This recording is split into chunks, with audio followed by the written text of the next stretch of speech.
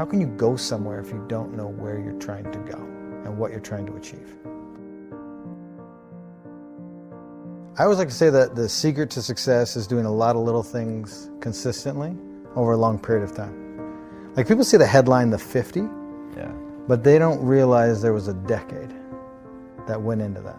Of training and building up to it? Everything. You know, you can only get so physically fit for a challenge, and then at that point in time, your mind and your body have to come into alignment, and then the mind takes over.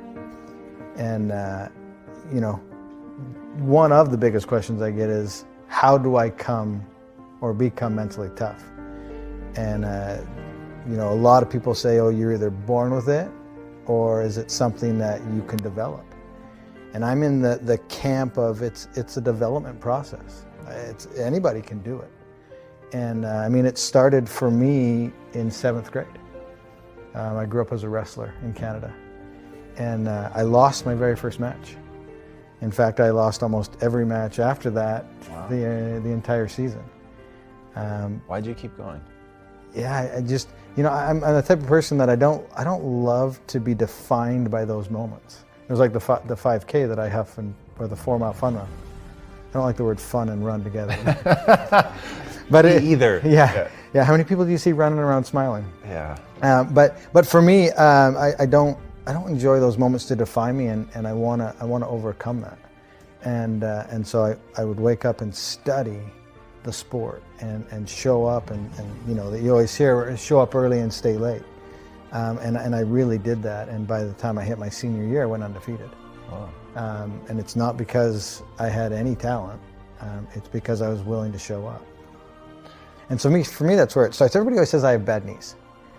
And I say you have bad knees because you don't run.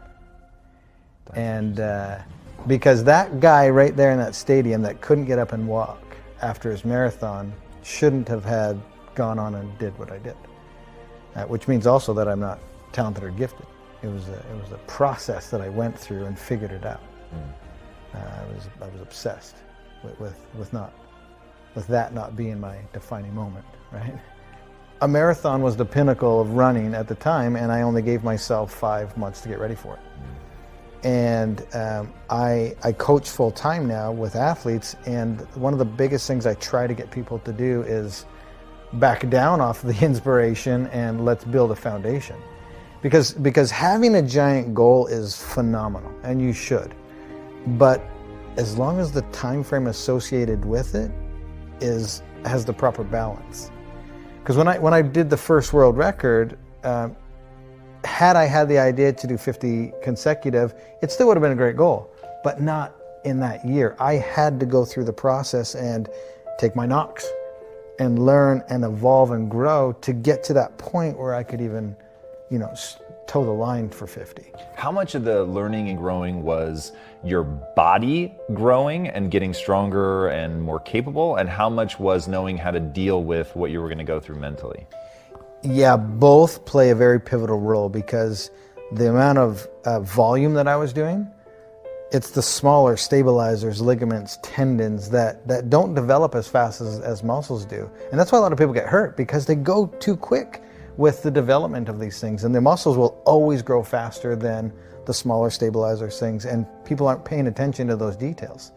And they just get so excited with the enormity of the journey that they're not paying attention to those small things. And if you overlook those, you're going to get injured and you're going to be sidelined. Mental is obviously huge, and that is the sword that you have to continually sharpen. So again, the goal would have been great in 2010.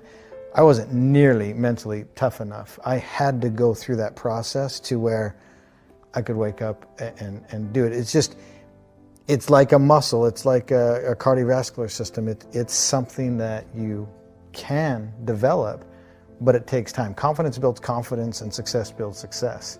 And having not taken the right steps, I would have ultimately failed come time for the 50. One reason was not enough for me to get back on my bike and do 20 more Ironmans. But as I started going through the list of everything that I was doing and why I was doing it, it's interesting because I would gather them all together, and I'd focus on this big ball. and I would bring it in close to me. And as soon as I focused on that, I started to experience a rebirth. Because now I was focusing on the very, very next moment that I had control over. And everything that I was trying to accomplish and why I was there. And I call this process, now looking back on it, both a rebirth and putting on my uniform, which was the alter ego. And my uniform was those yellow sunglasses you've seen me wear in some of my pictures. And when I put those glasses on, that's when the Iron Cowboy comes out. And that dude is a bad, bad man. And there's nothing that's going to get in his way. And I do a lot of speaking from stage now, and I want to encourage people to find whatever their uniform is, find whatever their alter ego is. Because when you discover that and how to flip that switch, that's when nothing gets in your way. And that's where you shift your focus and you realize what your purpose is. And I knew if I had the courage to get back on my bike and finish that day and then do the 20 more, my life would be different. That you're thinking that while you're there on the ground. And this whole process was about 8 minutes. The whole thing from complete meltdown to breaking all of the purposes and whys down to the realization, the rebirth, and getting back on and going.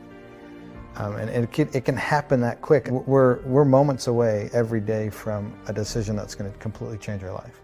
Every single moment of every single day has a massive impact on where you ultimately end up. And so that was a huge turning point, but it was all the decisions before and after that led to that moment. If the journey you're on is big enough, and it's going to have enough impact and change your life and other people's lives, one reason's not going to be big enough. And you need to put a lot of thought and a lot of preparation and a lot of meditation into all of the reasons why. Because at some point in time, you're going to need to gather all those little bad boys up and intently focus on it to have enough courage to get back up and do 20 more Ironmans after everything that we went through. We're surrounded today by people being satisfied with mediocre. And for me, as soon as I realized that I could believe in myself and I had a supporting crew beside me and around me, that it opened up a lot of the doors. And the moment I used someone else's standard of excellence, that was just enough to get me moving. And then you need to put that person aside or look past that person and create or do you. Create your own lane. And so for me, once I stopped looking at what everybody else was doing and then truly believed in what I could do, that, combining it with all those character traits that I talked about before, that's when human potential is truly can be found and experienced. How did you develop the belief in yourself? I think just over a long period of time. Again, it's that whole mental aspect of sharpening that tool and putting yourself in situations where you can learn and grow. Success builds success and confidence builds confidence. And just over time, as I started to do things, I was becoming successful at them. And I was doing a lot of little things consistently over a long period of time. And that's what allowed me to build the confidence to take on the next. And so it was learned. It was learned by doing and taking massive amounts of action. You have to immediately act and go after it. The only thing I'm trying to do is to get people to open their minds as to what is possible. We're living in a day and age where we're limiting what we think is possible. We're getting in our own way. And my thing that I want to get people to do, and you've probably heard somebody say it before, but motion creates emotion. The hardest thing to do is start moving, engaging. Once you start to move and engage, you realize two things. One, it's not as scary as you thought it was. And two, you actually start enjoying what you're doing. It was the only thing that was scaring you was the first action. Dude, I'm just like every ordinary dude that's out there. I just have learned to put myself in the game. I've learned to show up every single day. The moment you realize the next step isn't going to kill you, and that next step is the first step to evolving, changing, growing, and learning and becoming literally the best version of yourself, that's the most beautiful thing.